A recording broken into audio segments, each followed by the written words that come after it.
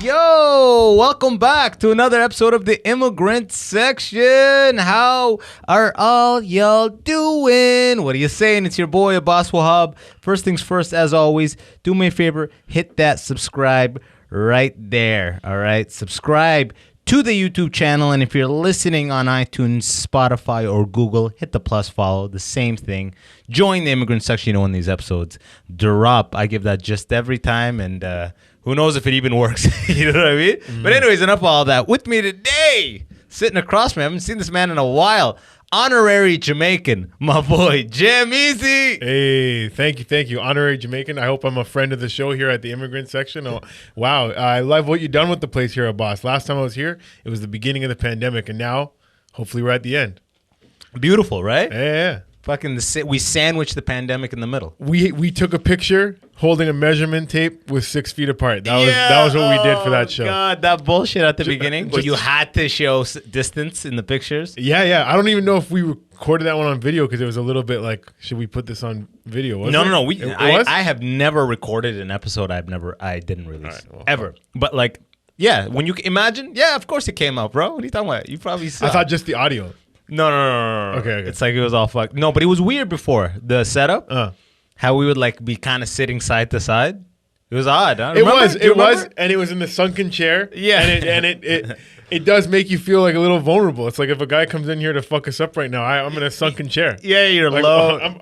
Your sternum's all fucked. I have to actually struggle to get up. It's gonna have to be. But here, right now, I'm ready to go. Like any robbers come through, yo. Imagine that's what robbers do. They fucking just go room to room and just try to fight people. The worst robber ever. They look in somebody's window and they're like, that guy's in a very comfortable chair. He's going to have trouble getting up. That's who they try and target. Get them, motherfucker. Like, yo, this floor is vacant. No, I'm going to keep looking. I'm going to find somebody.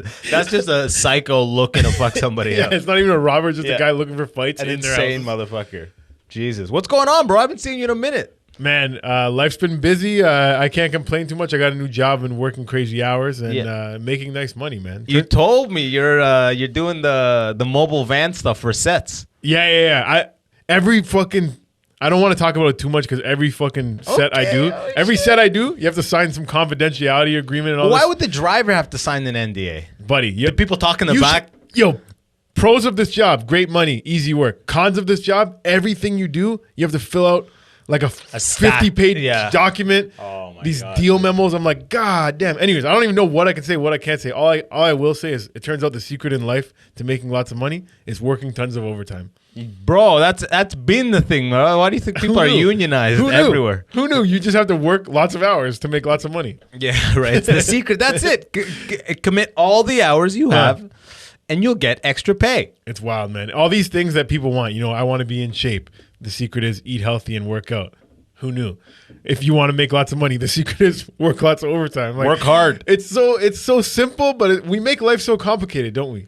Yeah, man. It's like we always expect there to be shortcuts. There's never a shortcut, No, there's never. But that type of work you have is also fleeting. Like that goes like that too, doesn't it? It's like quick contracts, right? I've definitely bounced around from show to show, movie to movie, but Did you work on Children Ruin Everything? Huh? Children CRE? No. Okay. All right. No. I don't even know what I honestly... You don't even know the project. Buddy, I'm not trying to risk... I know I do, but I'm just saying, I don't know what I'm allowed to say. Well, on a big podcast like this, the Immigrant Section, it gets back to my fucking people that pay me, and they're like, yo, this guy's telling tales out of school.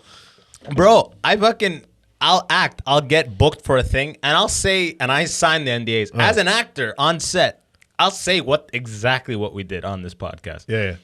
And nothing has fucking happened. Nobody's like watching like all the drivers. Like, remember, guys, no podcast. Don't talk about the fucking secret routes you take. You're right, but I'm talent you have in the fucking back of the Dodge Caravan. I'm so paranoid. Wait till I get in the union, and then then I can tell stories. Then you're untouchable. Like not even God could touch you. I'm worried that I even just said that out loud. Now they're already targeting me. We're blocking you out of the union. Non-union motherfucker. Yeah, no, I'm a union guy. Yo, I love unions, man. But I thought you it's not ACTRA for the drivers, right? No, this is actors for actors. This is IATSE. Ayatsi. That's a fucking weird name. Yeah. Ayatsi. A year from now, I'll come through to the podcast. I'll have an Ayatsi sweater on. I'll be straight up union. He'll tell you exactly what is happening. My last job, I was a union rep. I went to the meeting. I had a good time arguing with the boss about paying us more money, man.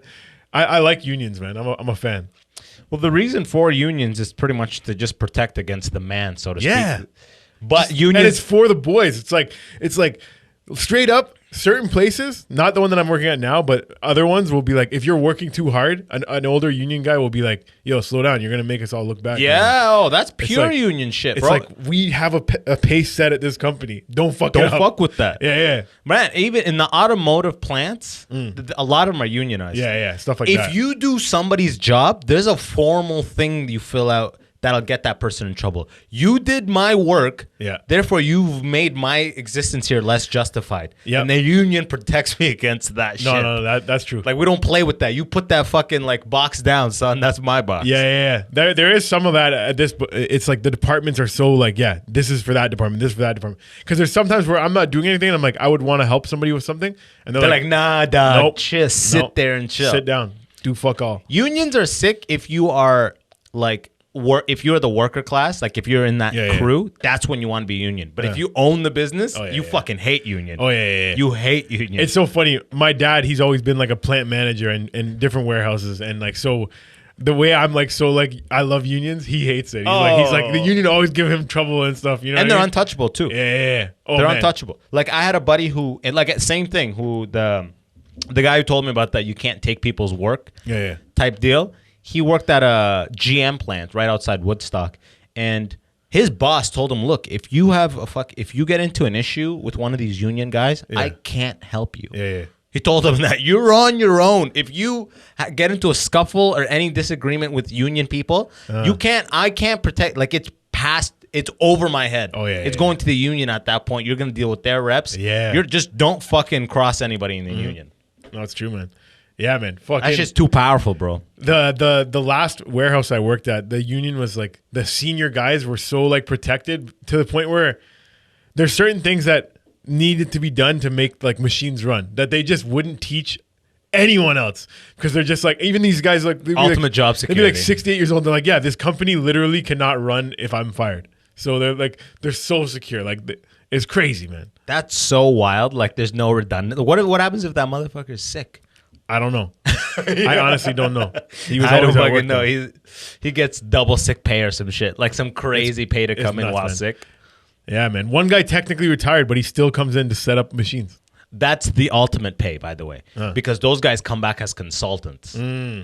Those old guys, again, and I've worked in a union plant in Brampton, actually, off Kennedy, the tobacco plant.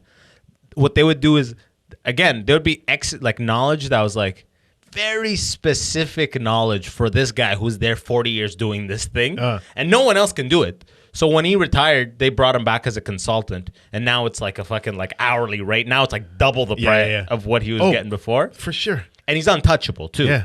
He's untouchable. Even me, like, I was a truck driver at this place. They were calling in temps for the first little bit. So every once in a while they'd call me and just, can you at least do this one delivery for us for a day? It would take like 2 hours, and they would pay me like double what my rate was before. It was nuts. Good for them, man. That's government style mentality. Like, if you ever worked a government job, it's like that too. Yeah. Like, in the Navy, there's something in all the military. There's half day pay and there's full day pay. So like, if you're a reservist and you come in to do training, 3-hour training, you do that. You fill out the half day pay sheet. Were you Canadian Navy or U.S. Navy? Canadian. I was in London, Ontario. Oh, there's no. I'm not even U.S. There is if US you were Navy. U.S., you'd be fucking over there. I'm not even. Yeah, I'm Canadian. Yeah. Okay. I was just there on a visa to do engineering. Are you proud to be Canadian? Fuck yeah. Oh, there's pride in genocide, eh? Look at this guy. No, okay, bro, man. No child forgotten, man. They dug them up, bro. It was you, man. They're not even. No, it wasn't. It was you and your family, bro. No. They dug them, man. No. It was you, man. My family was over in Ireland dealing with their own shit with the British at that time. You know what I mean? We were both fighting that fight. But no, for sure, the Catholic Church, their hands are mad bloody on this one, yo. Yeah. Are you talking about the Native American thing? Yeah, residential schools. Yeah, the residential. I have a Native Indian aunt, and she went through a lot of shit, and her all her siblings got separated when they were kids, but she was the oldest one. And when she, turned 18, whatever, she got old enough to become a guardian, maybe a little older, 20. She fucking tracked down all her siblings and she got them all back together. She found them all. Yeah, it's like a movie, yo. She actually, it was like crazy, like how she made that happen. Like, good for her, man. She's still alive? Yeah, she's still alive. She's I thought those residential schools were like 100 years old. No, they ended in the 90s. What? Yeah. So she's probably like in her 70s. Now the 60s sweep was that, right? The 60s sweep was getting all of these Native American kids in the 60s and throwing them in the residential schools. I think it was called the 60s sweep. I think. I don't. Yeah. Let's do a quick Google here, but like. I thought that shit was abolished like 80 years ago, bro. So you know who got heat? Egerton Ryerson, right? He got heat. I have no idea who that is. Okay, so I didn't know who he was either. I saw Ryerson's getting canceled. Ryerson's statue's getting pulled down. And I'm like, Ryerson? I just thought Ryerson was the name of a school, but this guy named Egerton Ryerson, he was like Minister of Education, right? Egerton Ryerson. Sounds like a mogul, like an oil mogul. Now this guy, we did a Pros and Conquerors Bad Boys of History episode on. Check that out, at the Bad Boys of History. But check it out. Yeah. The crazy thing is, this guy, they tore down his statue because he was the architect of residential schools. Now, I looked into him, and this guy was living on reserves, like with natives, like having schools there, teaching in Ojibwe, like in their own language, yeah. and in English, like a basically, what do you call that? Like French immersion, but it was Ojibwe immersion, let's say, gotcha. Or English immersion. Gotcha. Anyways, he was living on the res, and England wanted to take more land away because more immigrants were coming over, more people from Europe were coming over from the reservation. So they want to take more land away from natives. Gotcha. Now Ryerson was like, these guys are actually like just like us, like they're making progress. Like I'm teaching them our ways, whatever, blah blah blah. And the Queen was like, you guys are wasting land. You're not farming like Europeans would. So he flew over to England, and he's like, if I can make them like more like white people, will you let them have their land back? So he went to England just to ask that question? So the whole idea of making what do you call them, residential schools in the first place was so that in Endgame they could get their land back. That was his dream. But Ryerson died 2 years after the schools were made. So he never got to see that out. And then they turned into something. So it went south. They turned into something totally different. And they started taking kids away when they were like fucking little kids, not like teenagers. His thing was like, it was supposed to be like a prep, like a boarding school. A high school. A boarding school. A high school or a college, but not an elementary school. Like they totally changed it up. Damn, man, I had no idea about that shit. So people were tearing him down. I'm like, did they know that in 1836 this guy went over and talked to the Queen trying to get their land back? Like, yo, he wasn't against natives. Anyways, who knows? Yo, you're fucking at the Ryerson statue citing all this shit. I'm like, guys, Ryerson went to England, yo. He was trying to get these niggas their place back, yo. Yeah. But nah, he was probably a piece of shit. You have a history book? My brother, read it, my brother. Everyone was racist everybody in the 1800s. my brother, yeah. Like, yeah. I like the Black History Month guys. Like, my brother, with a pamphlet. Yeah. You want to hear some history about natives? The 60s scoop was a period in which a series of policies were enacted in Canada that enabled child welfare authorities to take or scoop up Indigenous children from their family and communities for placement in foster homes, from which they would be adopted by white families. So actually, the 60s scoop and the residential schools are not the same. The 60s scoop is they were just tossing them in white families as like foster homes. Yeah. That's nuts, you know? man. That's fucking wild, dude. And this shit's all surfacing now. It's crazy. I didn't even follow it that much until someone's like, bro, they were finding like children as like young as 3 dead. No, I know, it's crazy. It's crazy. And I don't know what the number's at now, but I can promise you it's gonna be higher. It's gonna be over 10,000 by the end of it. What, isn't it like 200 right now? No, it's already cracked 1,000. They found 700 in one spot. Actually, like a mass grave? Yeah. The first couple graves was like, it was like 270 here and there, 50 here and there, but then they found one that was the mother lode. Buddy. Jesus. And where else is this like in northern Ontario or like in northern Canada? I looked and I think there was 136 of them. There's definitely over 100. So there's going to be a lot, and they've only went through like 7 so far, I think. And they're like, give us more money so we can find more now, right? That's the thing that's crazy because yes, you do I guess want peace of mind to know like how bad it really was. Like you know what I mean? There's a lot of families that were lost. Did my brother ever even grow up? Like, and it kind of will give you peace in that sense. But natives don't even have clean drinking water right now. And who's digging them up? It's probably Justin Trudeau's like buddies companies and everything. You know what I mean? Getting the contract. $18 million to like this guy. It just, the whole thing It makes me feel icky, yo. Absolutely. It's not like some Native American run company that's like, No, we'll no. do the digging. We bid the best. It's not like the lowest bidder. It's Man, like, how hard would that be? You must be part of the preferred contractor list. It's like, okay, how do I get on that list? It's like the board meets every 2 years to elect new people. It's like, oh, this shit's nepotism to the max, man. No, for sure. But same way it is in everything. But those atrocities are result anytime like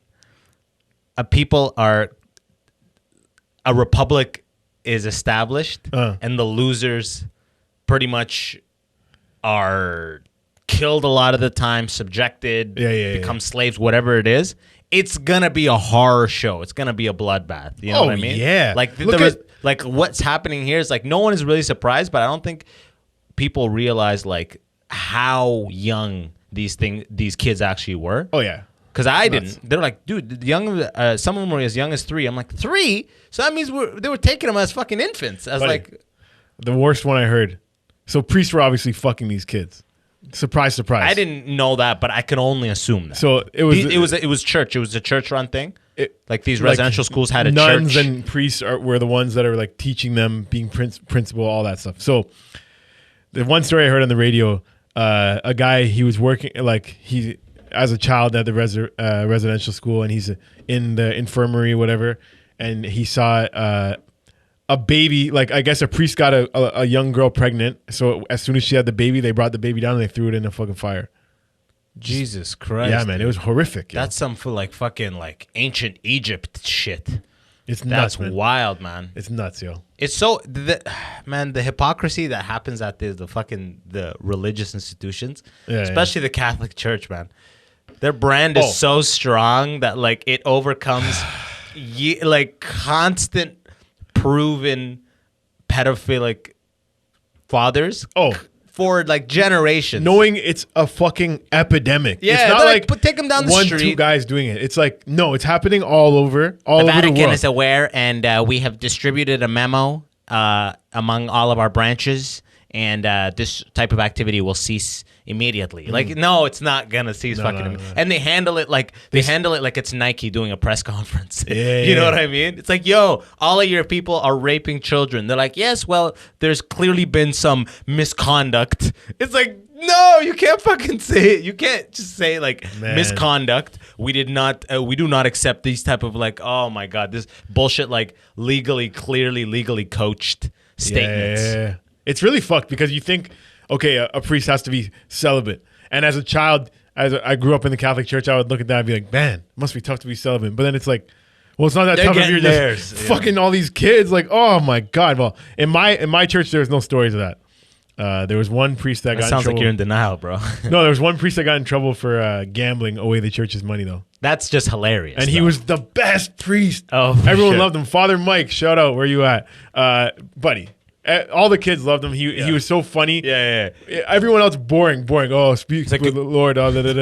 This guy comes in cracking jokes. Jeez, did this. Like, I got 20 on the Knicks. 20 on, what do you? He's like, Father, you're hurting my arm. So this guy, what do you think? He's asking kids, who would you bet on? It's like, this kid's lucky.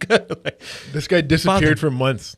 And then he came back and everyone's wondering, where did this guy go? Where does he go? He comes back and he had to like be shamed in front of the whole church. Like he had to like admit to everyone what he did and like be like Game of Thrones style, like shame. It was heartbreaking, man, because people loved him. Damn.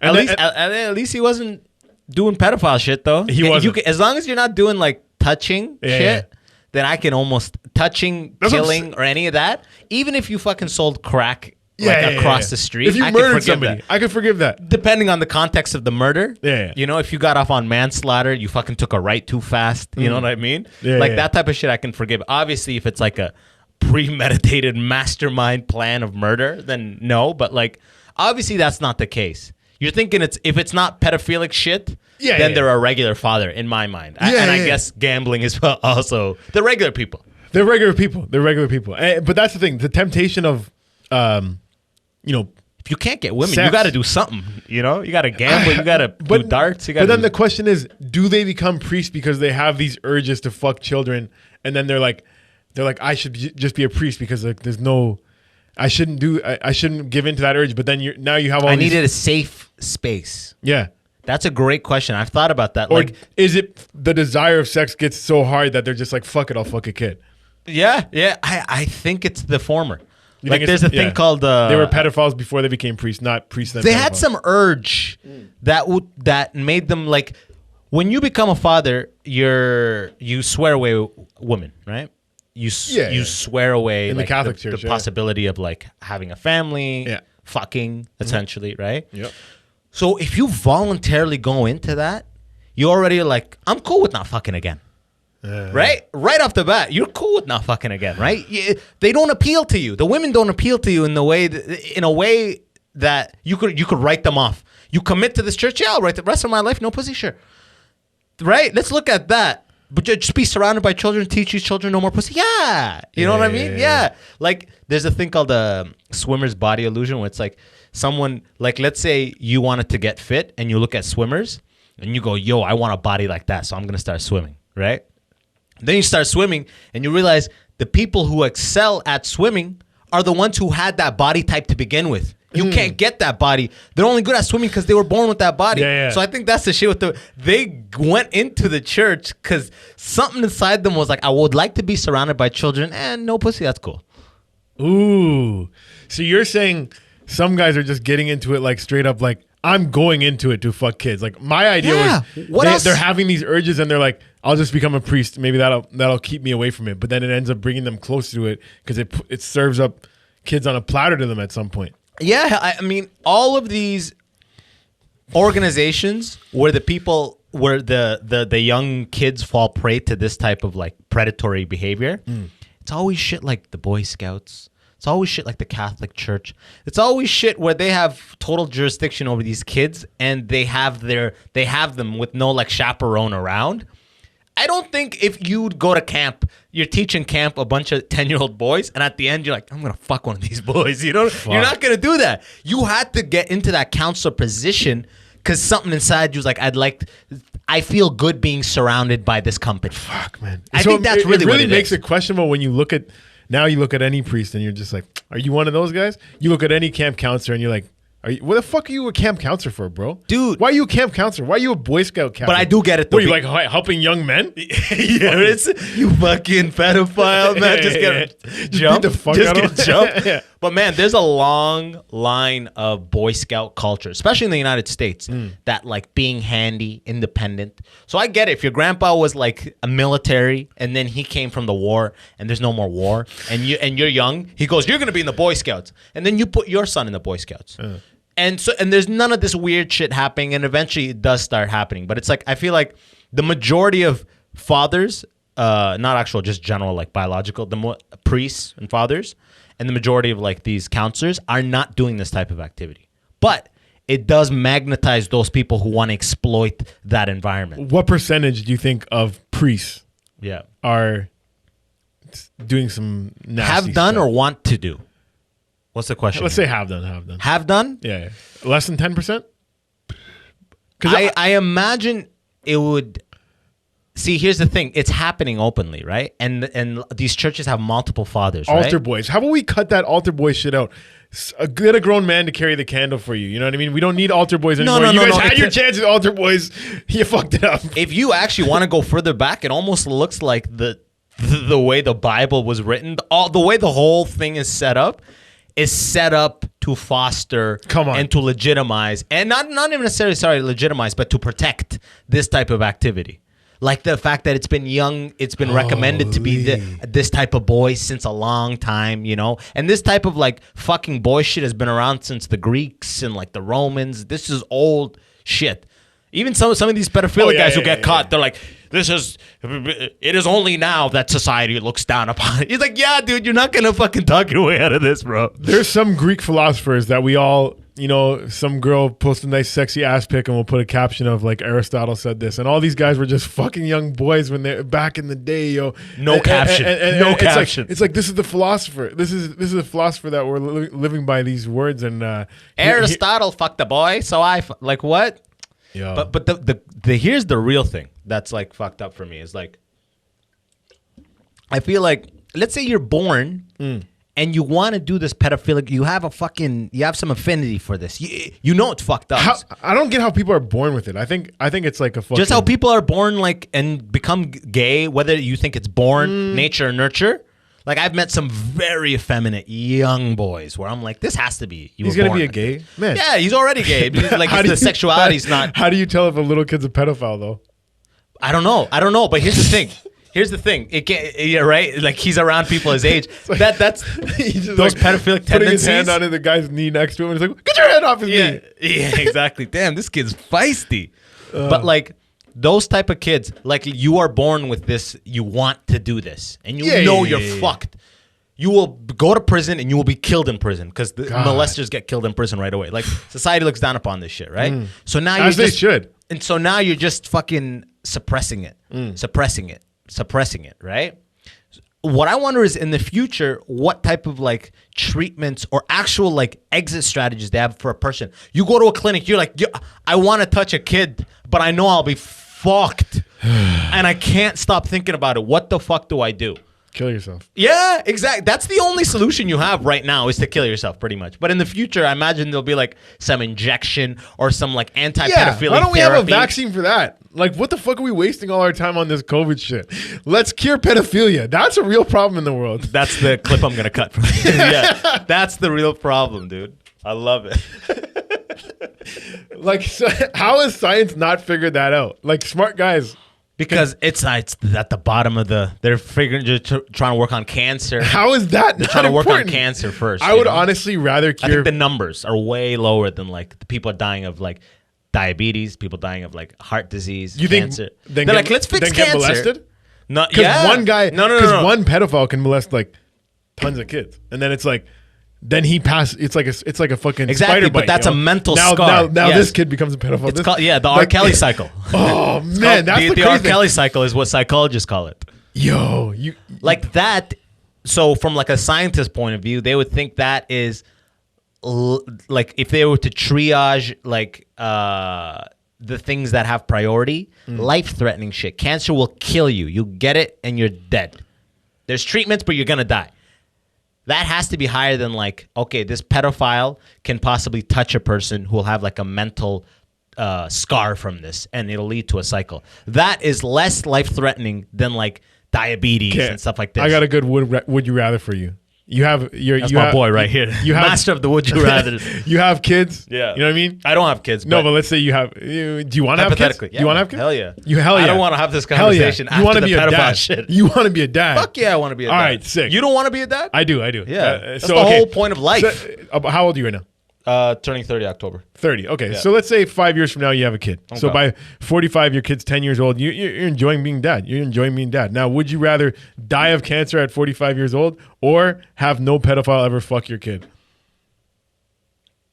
Of course, die of cancer. There you go. So let's cure pedophilia. Fuck this guy. But that's a result of the emotions, though. But it's like nobody wants their kids touched. But I would rather die of cancer than have my kid touched. But that's the possibility of them being touched. If you're talking about like you are like literally in like a like the way the Hulk becomes the Hulk, it gets exposed to gamma rays.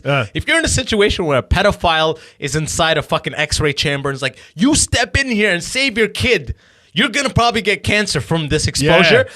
If it's that type of scenario, yes, then okay, I'll die, I'll save the kid. Yeah. But otherwise, there's no guarantee. Why would your kid be in a situation where they for sure are going to be molested or you're going to get... How would that happen? Okay. My point is, I would rather live in a world where pedophilia didn't exist than in a world where cancer didn't exist. I hate cancer.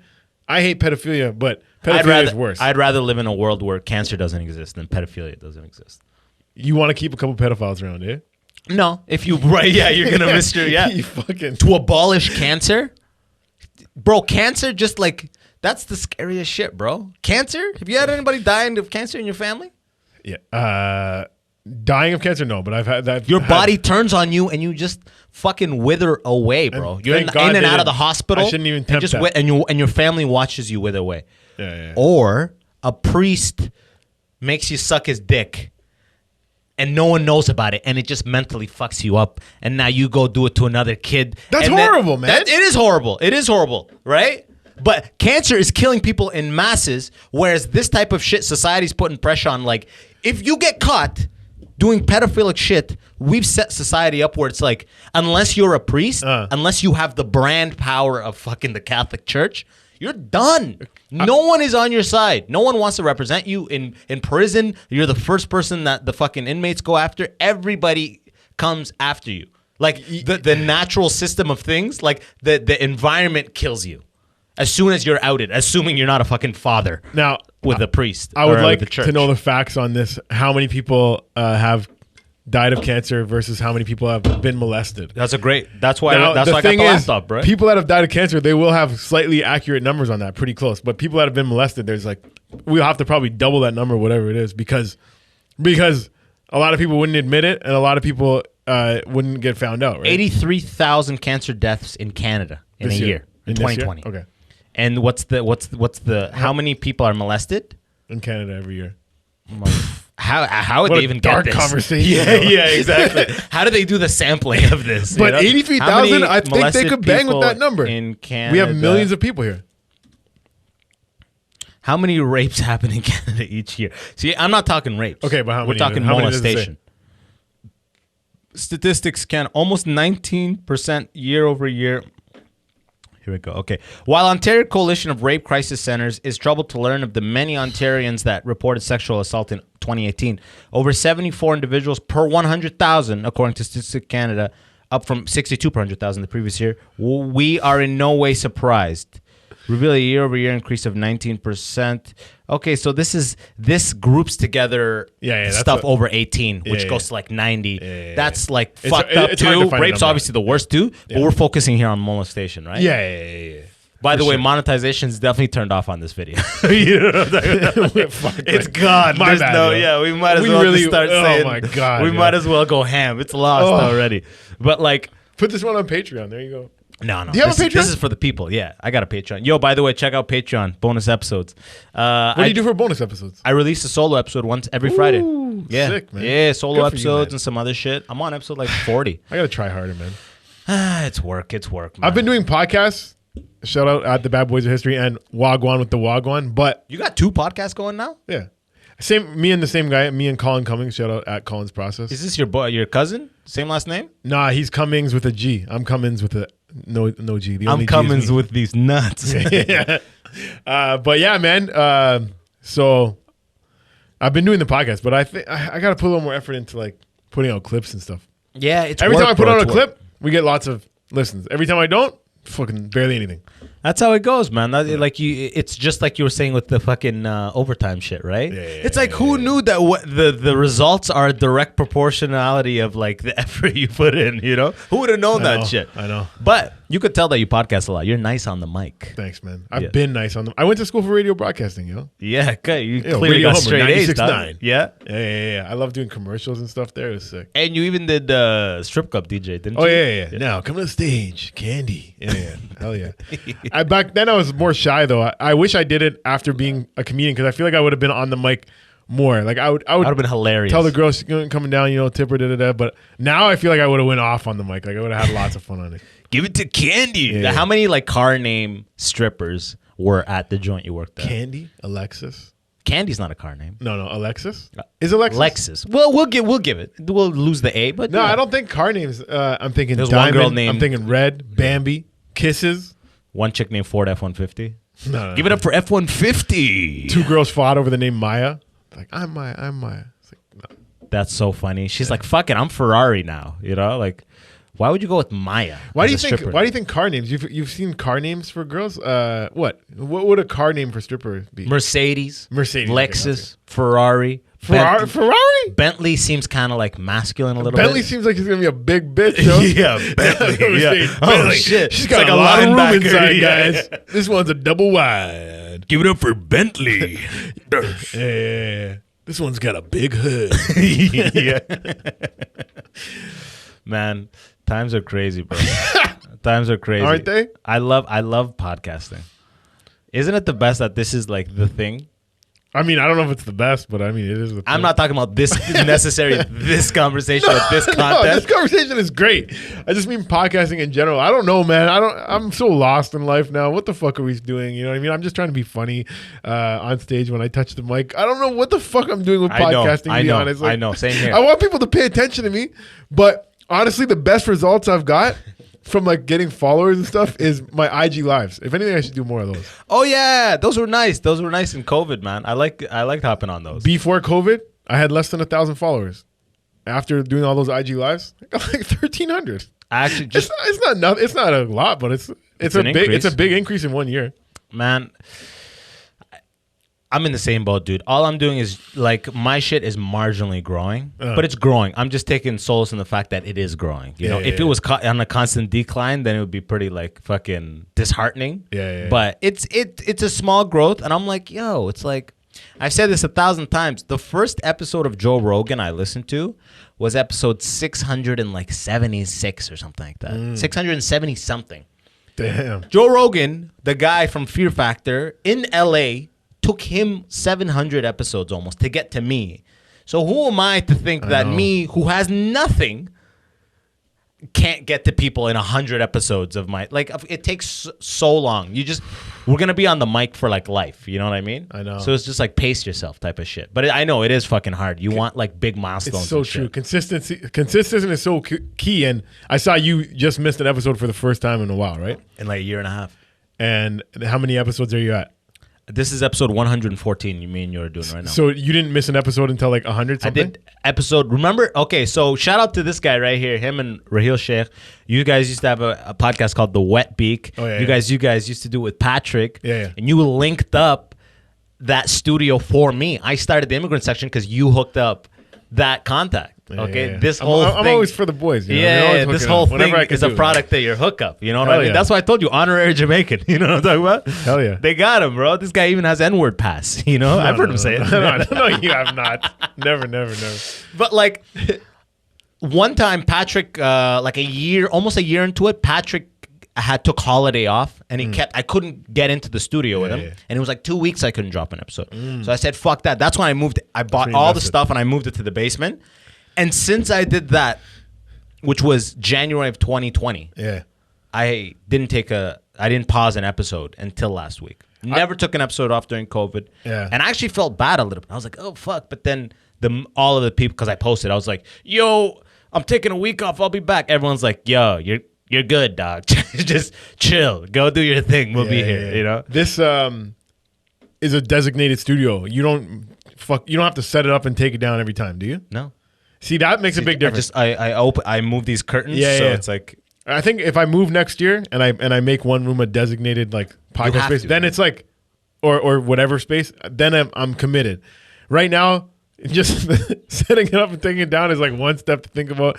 Man, I don't know, man. It's just hard to keep going consistent with something. But I know I pissed off my co-host recently because we do record 2 podcasts in one day, and the last one we did Wagwan with the Wagwan, and I was like, I didn't really feel like doing Pros and Cons of Bad Boys history. Wait, what's the gist of Wagwan with the Wagwan? Just what's going on with what's going on. Is Wagwan like patois for like what's popping?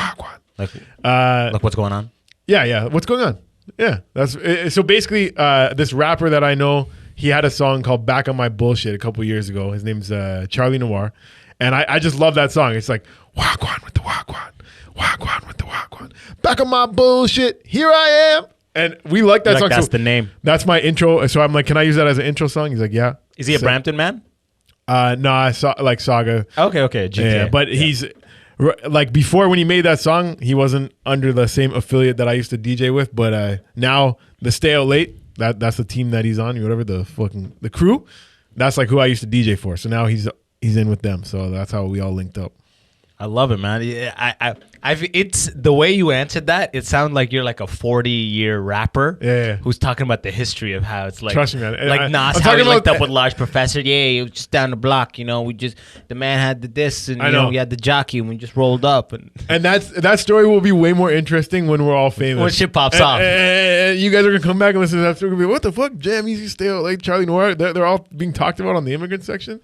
Yo, it'll be sick. The best part about the Immigrant Section in my mind is like whatever happens with this, It is, first of all, I've cataloged the entire COVID experience. There was one episode a week for all of COVID. Yeah. So that is cataloged. And what's funny, I look back at like April of last year. I'm like, yo, this shit's done in June. Watch, this shit's done in June. Like so stupid and cocky and naive. You should make like a supercut of like. There's so many. I'd have to like, it's like hour, 10-minute episodes. I'd have to like look. I don't know. So I need super fans. I need super fans. I just can't wait till the super fans start putting this shit together. I've been calling out to super fans too, man. I even offered money. I'm like, we need a logo, $200. Yo, you got any artists out there? Yo, I got a bunch of artists. Not graphic designers. Yeah, you're talking about real artists. Somebody that can draw. Because I've went to 2 different graphic designers and I have not been happy. I'm like, here's my idea. I show them a rough copy. I'm like, just draw it out for me. And then they send me back some graphic design shit. I'm like, I don't want that shit. I want you to draw for me. So man. I'm really bad at like telling people like I didn't like their shit. So you just pay for it either way. No, man. And that's how you tell me you didn't like it. You just never respond, never pay. I'm like, this is not it. Yeah. This is not what I asked for. No, I'm in the same. Oh, sorry. I was gonna say like the only good thing about this podcast is looking way in the future, even if it's 10, 20 years from now, unless YouTube does like a big cleanup. And I get regular activity on a lot of the videos, so I don't think it'll be a problem. But I imagine YouTube does like a fucking, you know what? Like they'll just. Purge. They'll purge a lot of videos that are kind of like just for the sake of their servers space and shit. So assuming we make the cut and they don't purge our shit, bro, there's gonna be people that I've had on the podcast that like for years to come, it's gonna see like the beginning of a career. Cataloged on the podcast, like 20. Who knows if this will exist even 5 years from now? But like 15 years from now, be like, yo, look at Jamie's when he was like 30 on this shit, being like, yo, I'm gonna do it big or whatever. Yeah. I'll say, honestly, in my early 40s, I should be selling out theaters. Will you have ever heard of me? Will I be on TV? I don't know, but I'll be selling out theaters. That's my guy, bro. As long as you eat, it's all about eating. You know. At the beginning, I was like, bro, you got to be a household name. I don't think. And then I was like, maybe not a household name, but I just want to be a millionaire. You know? Yeah. And then it's like, these are all just random. Like, you're gonna end up being a millionaire. Any house, anytime you get a mortgage, the house is $1 million. So if you can afford that, I mean, you got that asset, even though it's a liability because the bank owns it. But it's like getting to the millions is easy at this point. In fact, I think in 10 years, we're already at the cusp where everyone's becoming a billionaire at this point. Yeah. It used to, when I was young, a billionaire was like, whoa, it was like Bill Gates, a couple other guys. Now it's like, bro, like low billions, everyone's breaking into the billions. And 10 years from now, it's going to be like the new 100 million, you know? And becoming a millionaire is like making like 400,000 a year now or like 5 years ago, you know? Like, I'm not looking at specific numbers anymore. I just said this on a recent podcast. I just want to have all my family covered, be able to sell. I don't need to sell out. Family? How big's your family? I have 5 siblings. Yeah. And you want to just pay for all their lives? No, hell, fuck no. Fuck so what does it mean?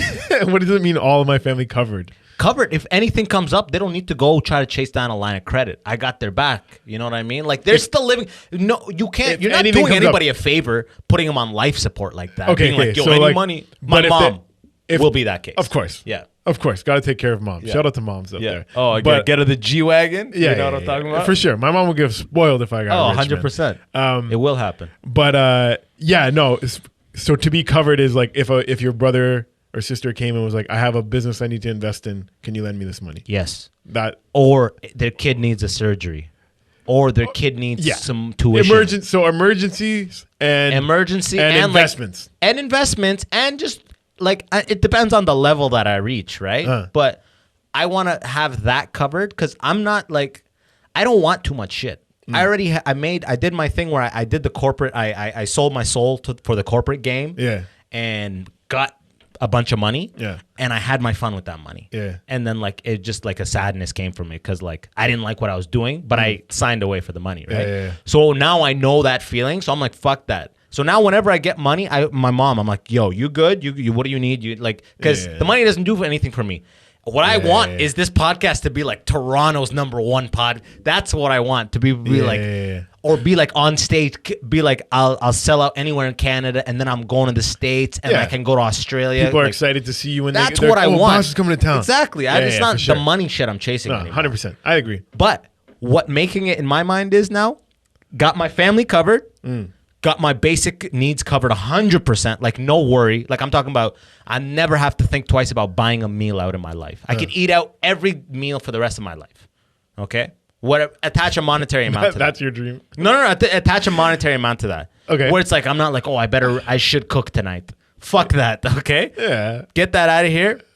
Be able to actually sell well in all the markets. Like I'm talking about Europe, everywhere Africa, Asia, Ooh. Everywhere. Nice. And just be able to travel where I want. And if I can sell those places out or sell them well, then those two go hand in hand. Yeah. That's pretty much what it means. I feel like Asia might be tough, but yeah, I think you got it. Yeah, for Japan, you know. Yeah. I'm talking about even if I achieve that at 50, it's the idea of retirement disappeared once I got in this game. The idea of retirement disappeared. Like I'm not like, yo, at 60, I want to stop getting on the mic. Yeah. I mean, you become once you are irrelevant old fuck, then get away from the mic. Yeah. And write a book or do the next thing. But I'm never like at 60, it all ends. See, I wouldn't mind, or I wouldn't be surprised if I end up being like a modern day Rodney Dangerfield. It's like, who the fuck was this guy before he turned 45 years old? You know what I mean? Like actually making it as like an older dude. Like I wouldn't mind that. Fuck it. I'm just going to keep telling jokes until everyone realizes how funny I am. Because I already know I got the juice, yo. Well, nothing else works. Yeah. Nothing else works. But I've seen so many people that are hilarious that like no one ever heard of. And I'm just like, I guess that's how it goes sometimes. So I'm not banking on becoming a household name. Like you said, like if you bank on that, you're setting yourself up for a lot of depression. disappointment. And it's like, it's not to say that you're not shooting for the stars, like shoot for the stars, but it's just like, don't make that the only way you're going to be happy. Yeah. If you're really, that's really ego. If you think about that, if you're like, I want everyone in this country to know my name, that's an ego thing. You don't need to be a household name. If your family's covered, you eat well, you travel where you want, you do whatever you want, who the fuck, and you're not a household name, who cares? Right? The household name is just an ego thing. That's early on. Yeah, I want to be big. But like Kevin Hart, all that shit, like at the beginning was like, yo, that's the best. But it's like, that's a workaholic type shit. That's like that. What's that guy that Goggins that goes on like Kevin Hart is like the entertainment version of Dave Goggins. That guy's like, I run 200 miles. Like, have a seat, dog. No, it's all good. Yeah, he works mad hard. Have a seat, dog. But even like, I guess I've heard Big J, like I guess they came up together. Big J Okerson. Yeah, I read his book. And he said like Kevin Hart is like one guy that like I knew he was gonna be famous just because like he just was always, that was his mindset all the time. Like I'm gonna be famous. I'm gonna be famous. I know. So maybe if you want, do I want to be famous? Maybe I should make that my mindset. I don't know, man.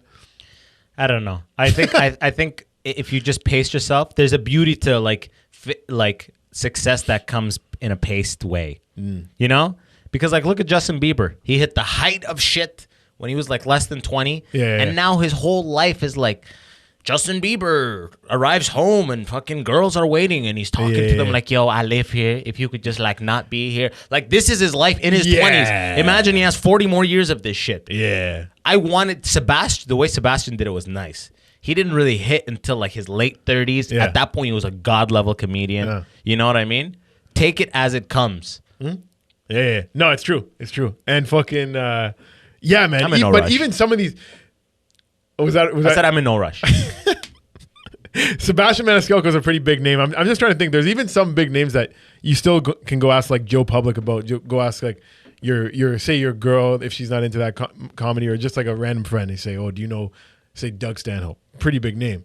But a lot of some people will be like, nah, I never heard of him. Oh yeah. And it's like, so you could really be that big in comedy and still be a nobody to the masses. Exactly. And that's a freeing thing. Is it freeing? That's freeing as fuck. So it's like, forget that. Forget trying to be known. Fuck it, man. And just like Patrice said, try to cultivate your 1,000 super fans, diehard super fans. Because that's all you need to eat. I would like to be. I wouldn't mind 2 or 3 or 4,000. You know what I'm talking about? For sure. But you don't need 100 million. You want to be able to sell around the world. So you are. I didn't say sell out. What do you, bro? When I was in China, like I remember I used to work a little bit in China and Shanghai Comedy Club. I'd see Ahmed. I'd see his posters. Ari Shafir, his posters. It's a fucking 120, 150 seater room. And the people there don't necessarily even have to come out for you. They're like, Jamie's, it's just Friday night international headline. International headliner. Yeah. You know what I mean? Still big names. And you get your pay, you stay at your hotel, you check out Shanghai, you do 2 shows, you fucking dip. That, like, I have no problem with that. Yeah, I don't need people to be worshiping me. I don't even want people to be. I don't want to be. Yeah. I don't want to ever have to go through a specific route of the airport. You know what I mean? I know. Yeah. No, you're right. Unless I get to the point where I'm like chartering flights, then fuck the airport. We're driving right up to the plane. Yeah, but I don't want to be level, like. I don't want to be walking through airport like, oh fuck, like that type of shit. Unless it's like, it's even. I went to Premium Outlets the other day. You know Premium Outlets? Brampton. Okay. Trafalgar exit 328. All right. Yeah. Bro, I was looking. There was a young Sikh kid. He's like he's working at Gap Outlet. He's like doing the door. He's like, I walk by him. He goes, yo, Abbas. I go, what? He's like, do I know you? He's like, yo, you're like from Instagram and TikTok. I'm like, oh shit, what's up? He's like, yeah, what's up? And then I'm like, there's a long Nike line I'm trying to get into. I'm like, can you get me into that? He's like, no. I'm like, all right, this is fucking. Yeah, that's where it ends. Yeah, exactly. Useless, right? Yeah. I'm like, fuck. Okay. Fucking. How many followers do you have on TikTok? Like 116 or something like that. I don't post too much on TikTok anymore. I don't trust TikTok, to be honest. I don't trust it. Something fleeting about TikTok. My gut tells me there's nothing really there, if that makes sense. Well, like, I'm making funny shit. Yeah. And sometimes it'll get like nothing. It's like it's a very specific niche. And the algorithms favor very specific things. If you get that formula down and you just keep repeating it. Yeah, and I see people doing it. Yeah. Have you on TikTok? Nah, but I've seen people do it. You know what a stitch is? You've seen like a random 5-second video and then the person, their face pops up? Yeah. That's called a stitch. Okay. TikTok's algorithm is set up so they highly favor stitches. Don't try to come up with original content.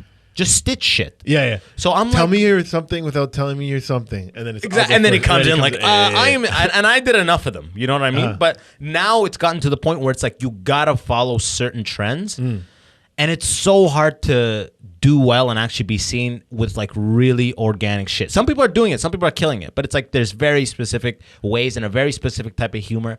And I'm like, I don't want to. The thing I'm cultivating here is for this one platform. I don't need to be cultivating a specific talent for a single platform. So is YouTube your main? Yeah, that's where you want people, right? Out of everything, YouTube or Instagram? YouTube is the truth because eventually I feel like I'm gonna record 30 minutes or an hour and drop that onto YouTube. I think YouTube's the right. In the meantime, channel. I'm building this all up for that when I can drop a serious amount of stand up. Yeah. Would you call your album The Immigrant Section? No, definitely not. Okay. Definitely not. I might call it Safe Black. I might call it. There's a bunch of names I'm working on, but it's like years down the road. But it is fucking. How many years? What do you think?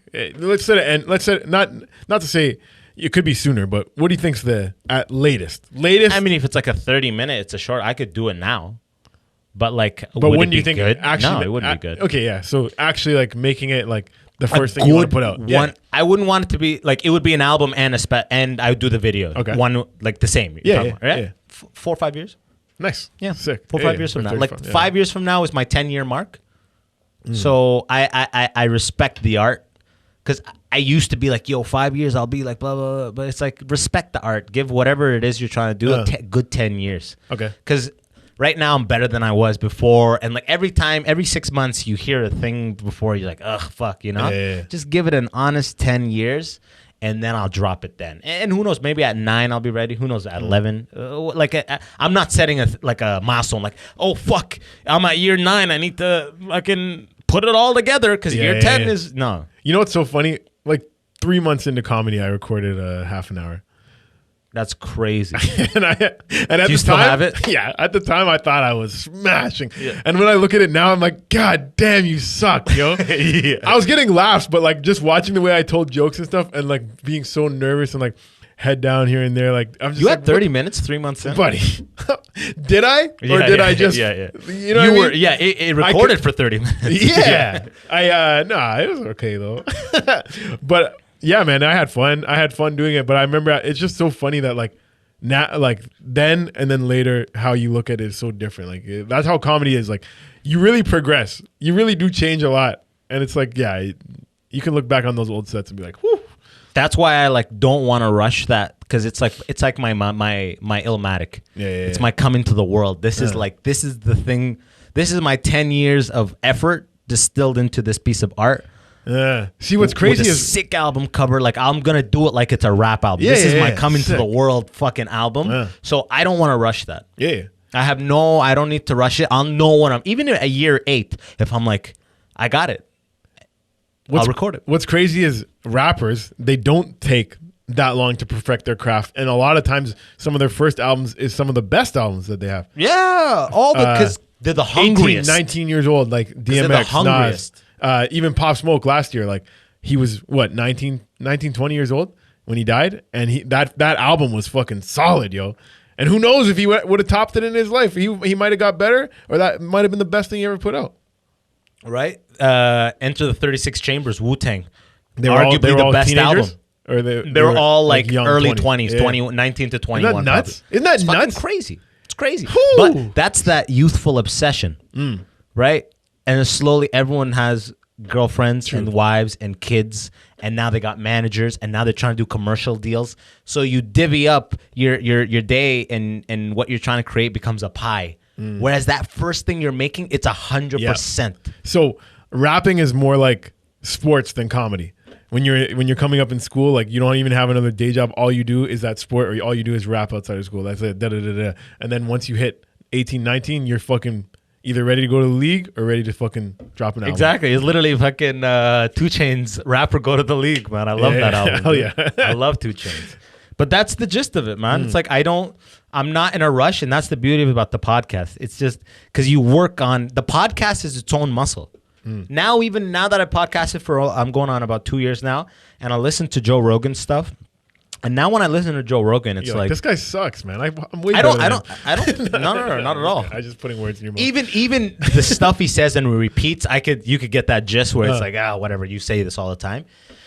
But just his pacing of speaking and clarity in the microphone and how he doesn't trample on his guests. And it's like all these little muscles you gain the longer. Joe Budden, same thing. When you hear him podcast, he talks slowly and he makes his point. And it's like, that's the type of shit that you cultivate years on the mic. So it's like, one thing, like, okay, like people that talk slowly, and I'll say, do you ever listen to sports radio? No, not that much. Okay, so there's two, probably the biggest guy in America and the biggest guy in Canada, Jim Rome. Have you ever heard of him? And then there's a guy named Bob McCowan in Canada. He got fired around the same time Don Cherry did, but he was huge. Was it immigrant stuff? They want the milk and the honey. No, his was just about wanting too much money. His was just racism. Oh, okay. Money. Yeah. Okay. You know Tim and Sid? They basically took his job. But basically, okay, both those guys, massive on the radio for years, 20 years, simulcasted, They take such dramatic pauses. It's ridiculous. They'll be in the middle of a sentence, and then they'll continue. And it's like, I'm listening on the radio, and I'm like, is my radio not working? Turn it up. Change bro, you know Marlon Palmer? Yeah. He does that? No. I had him on, and we were talking about, that's what Joe Budden does. Joe Budden, the way he talks, it's like, you're begging him to say another word when you're driving. You don't even know if it's on anymore. It's like, did I press pause? Like, listen. Women. It's like, damn, what's he about to say? You are on the tip of your seat, and that works. And it's tiring.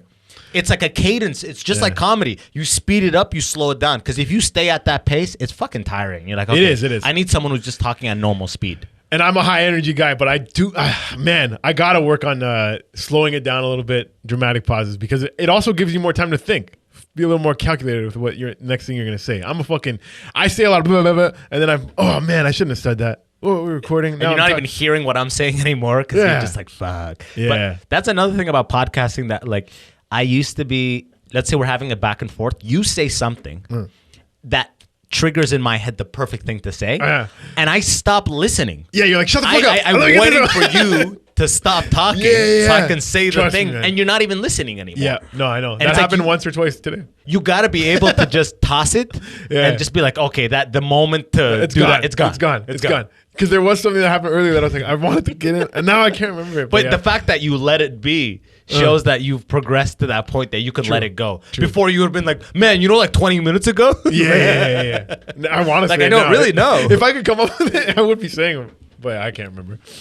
The next step, actually, I'm moving in. Me and my girl just got a place. We're moving in. We're getting the keys 7 o'clock. Okay. That's where we're going to pick them up right after this. Where are you moving to? Just on the other side over there. It's called Red Hill Ave. It's like right in this area.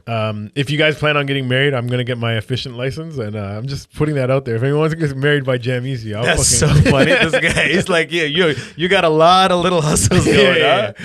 I used to DJ at weddings, and I got sick and tired of that. But I used to always watch the efficient, and I'd be like, I could do that. I think I would be great at that, Or just memorize some shit. When I met this couple and eats the snacks. Oh my god. You make them laugh and make them cry. Yeah. MC weddings, that's different. Weddings, I'm talking about being efficient. No. I'm talking about I see them. I see them officiating, and they're just snacking when they're not out. They're just in the robe. Yeah, they got to eat snacking. They got to do. They memorize a little Bible stuff. 15, 20 minutes. Oh yeah, it's like their little show. Yeah. Jesus said to the apostles that marry the man and blah blah blah or whatever it is, and you're like a reading from Corinthians 11:26. Oh, and the officiants make a good amount of money. My buddy dropped I forget how much he gave this guy, 800, and he was there for I forget how long, like an hour. Like he's there for an hour before, and just kind of and the craziest part was he was he's like, are you going back? Or he was trying to get a ride with me. He's like, brother, which direction are you going? It's like, not the one you're going, father. You didn't give him a ride? No, I was going somewhere else. Oh, okay. And even if I was, he was like an old fucking guy. I think somebody ended up giving him a ride, but I'm weirded out by that, bro. Oh yeah, I really like. You've never given a stranger a ride? I have a lot of times. A lot. There's people in the scene. Yeah. Anytime. Not comedians. Yeah. I mean, like a complete stranger on the side of the street needs a ride. Like a hitchhiker. Kind of, yeah. I did it once, so I'm not shaming you for not ever doing it. I feel like I might have, but I can't really remember. I'm open to the idea of it. I'll judge him based on face value. Right? The one that pushed me over the edge was a lady. It was snowing outside. She had a baby carriage. Oh yeah, and there was just empty bottles in it. Right? So I'm like, fuck. I was with a girl at the time, and I'm like, before she gets in the car, just make sure there's an actual baby in that carriage. Yeah, exactly. We're not fucking. This isn't some scam. And she's like, no, there's a baby. You're like, okay, good. Hop in. Yeah, man. And I took her the wrong way because she was new to the country. It was like a Nigerian lady. She didn't really know. She said the name of the street, but there's one side of Brampton and another side of Brampton. Anyways, it was a long drive home, but I got her home. But that's the best feeling, though. Helping a random person out it's the best. With a baby, too, in the fucking cold. Probably like her first winter in Canada. You feel like Jesus. Golly. This is what the fucking Messiah felt Trust me, man. Buddy, there's a time where I was a fucking 7-year-old kid downtown. I saw a parking meter about to run out. I put change in it. For a random car. And my great aunt was like, this guy's going to be the next pope. Yeah. I've just been Blessed that dude, yo. Some guy's running. It's like, do not worry. Yeah. Blessed be he, for he has 30 minutes more.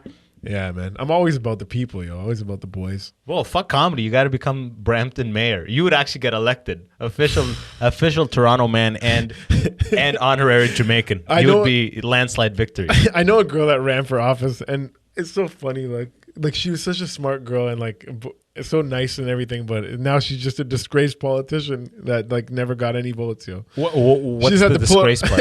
just that she had to pull out of the race because she was getting no fucking heat was getting on her campaign, yo. That's sad. People sometimes not even the righteous, the truly good of heart. Yeah. Don't realize that it's a popularity contest. Oh, hell yeah. You know what I mean? You have great intentions. I love that. And you're not going to do well. You know? That is politics is such a fucking popularity game. It's more than, it's a slimy game, yo. Oh, yeah, dude. And if you're not ready to play that game, get the fuck out. Because you're not going to have a good time. Yeah, good intentions aren't going to take you far when they're burning your signs on people's lawns. I don't want to play that game. Yeah. These guys are digging up into my history. I saw this guy talk about fucking child molesting on the Immigrant Section. You know what I mean? Well, look at how flippantly he's talking about these issues. Oh my God, that's another annoying thing about having. Do you have guests, or you always have been you and a co-host, right? For that one, we've had a guest a couple times. I'm surprised we never had you on that. Have me on. Yeah, for sure we will. Have me on. You would never. Oh, bro, fuck you, bro. You would never have me on the wet beak. You're like, we're not having any comedians until episode 50. No, we didn't have any comedians. I know, but we didn't have. But I love your reasoning. Your reasoning was no comedians before episode 50 because if you're too good, we'll lose the audience. He was like, what the fuck are you? That wasn't my reasoning, bro. I swear it was something like that. My reasoning is you're like, if you kill it too hard. No, we said we got enough funny.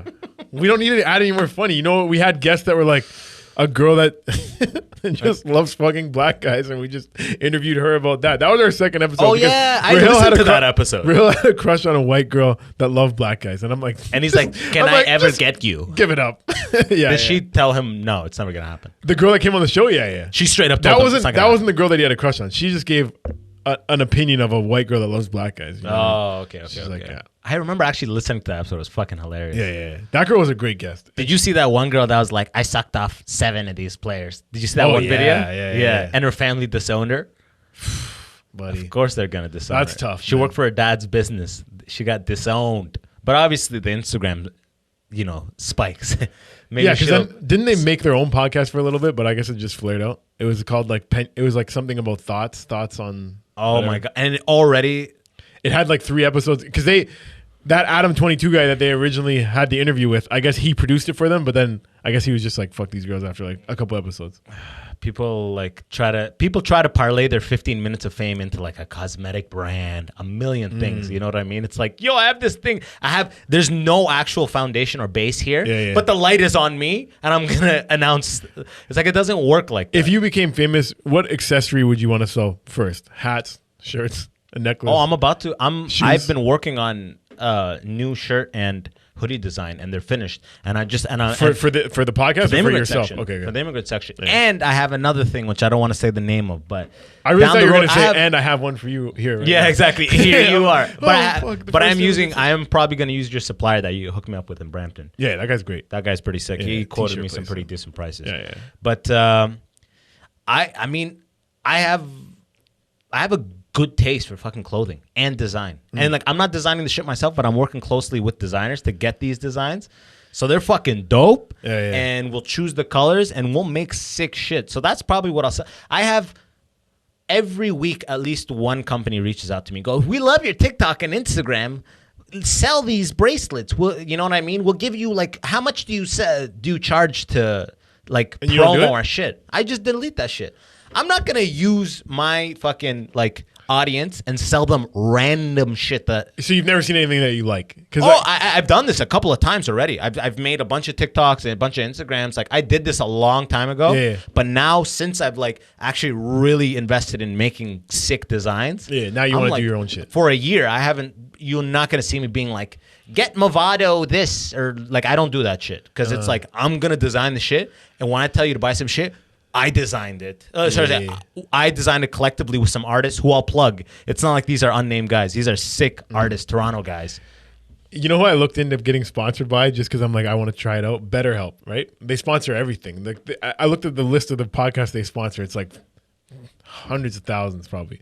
Like the list is so long. That's like the therapy one, right? Yeah. But then I looked into BetterHelp and it's like they don't have actual therapists. It's like just like me or you could work for them. Yeah, fuck so that. Then I'm like, I don't want to promote that shit. Yeah. Just talking to a regular guy about your problems and just seeing what happens. Like, I'm sure sometimes you get a good person, but a lot of times you'd be like, who the fuck am I talking to right now?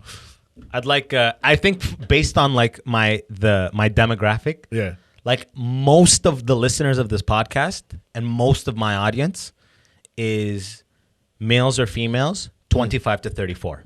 A little bit more males, especially for the podcast. The Instagram's like 50-50, a little more females actually. But I'm a big car guy.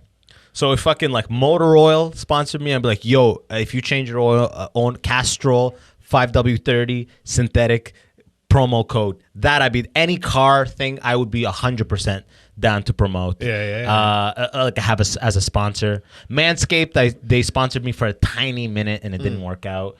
But like any of that kind of stuff. Really, Yeah. Manscaped denied me, man. Yeah. I asked, but that shit works. Have you tried it? Oh, it's great. Ooh, buddy. Yeah. And see that? I still promote you even when you deny me, all right? I know. Motherfuckers. I can't help it because it's just a great product. It's a great product. Yeah, we're both trying to get it re-sponsored. It's just terrific. And if it's terrific. Jam 10, you'll get 10% off. No. I wish you would, though. Bro, imagine the Catholic Church had brand deals with other brands. Like fathers had like Nike gowns, like Manscaped gowns. And the father said, "Bless Manscaped for offering the pew today," or whatever they would say. Now Catholic churches don't have that, but have you ever seen the account Preachers and Sneakers? No. buddy, you gotta follow. First of all, the most amazing sneakers. Like these are all the like Jordan 1s and like shit. the super preachers, like the guys that like preach in like stadiums, like all the millionaires. Oh my god, in Stephen the Bible Furtick, Belt. my boy, Elevation Church, yo, buddy, this guy. I don't even believe in Jesus, but I love watching this guy talk, yo. Because they're motivational speakers, is what they are. 100%. That's what Kevin Hart is at this point. Yeah. So in an arena. Check out the account Preachers and Sneakers and just look at all these guys' kicks. Like they must be have some sponsorship deals with Nike and stuff because they always have like some unreleased Jordans and like it's just crazy. They're like, and Matthew 4:20 said, "Just do it." Yeah, exactly. Yeah. Fireworks off in the back. Yo, bro, that would be hot as fuck, dude. Yeah. Or Muslims, they would come in like they would have like a jalabi on, it'd be like a fucking Adidas sign on or Reebok, and just streetwear, like Muslim streetwear shit. Do Muslims have an equivalent of an evangelist preacher, like a guy that he's not like just reading from text, and it's not like on a formal way. It's like he's giving it to you in some like new age, like what I mean? They're called sheikhs. So like they're like an imam is like the father, and sheikhs are like the speakers or like the you could think of them as like the Muslim icons. They do interpretations and they do this and they'll talk openly and they're just like high level, but they all go Muslim garb. But I bet you there's a million of them in like the Middle East and like around the world who are like millionaires and like do very like exclusive talks where you pay for a ticket or it's fundraisers and then obviously it's untaxed because it's religious and it's all this bullshit. So they're living like a king untaxed because it's for God, you know? It's for God, man. Yeah. What can you do? It's for God. Start my own religion. See how that goes. Yeah, I don't think that'll go well. Yeah. They call it jammies. I believe in God. Everyone gets a stripper I believe name. in Allah. I believe in all the gods. I think all gods are good. I think all God is great. And I just think there's some religious stuff that, things get mixed up in. But if you praise God and you give thanks and you try and be a good person, you'll probably end up all right. There you fucking go, bro. You heard it first. If you were having like a theological crisis and you didn't know which way to go, my nigga Jamiezy just broke that shit down. I will preach to you for a small fee. That's the new one. Jamiezy preaches. Wagwan preaches. Yeah. I'm an officiant. I'm a preacher. That's my boy. Buddy, I could do it all. Broski, let's land this podcast. All right. Yeah. Tell the people where to find you. Okay, you can find me at jam_easy. You can look for new episodes of Wagwan with the Wagwan on Mondays and Pros and Conquerors, the bad boys of history on Wednesdays. When they tear down a statue, we'll dig a little deeper and find out why they had one in the first place and why they're tearing it down. Ooh, that was smoother than Marlboro. Goddamn, or Marlboro. Oh, fuck, I fucked that up. Whatever, man. Check this guy's shit out. As always, it'll be in the description from my end. Hit up patreon.com/the Immigrant Section to get those weekly bonus episodes, behind the scenes content. I put a whole camping video of what the fuck we did out there last weekend. But besides that, brother, man, fucking glad to have you. Come back on, man. That was great. Yeah, that was great. Anytime. Until next time, you're all the best. Peace. Yo, and that's the episode. Remember, if you liked it, smash that subscribe button so I can give you updates. And until next time, it's your boy, Abbas Wahab. Easy.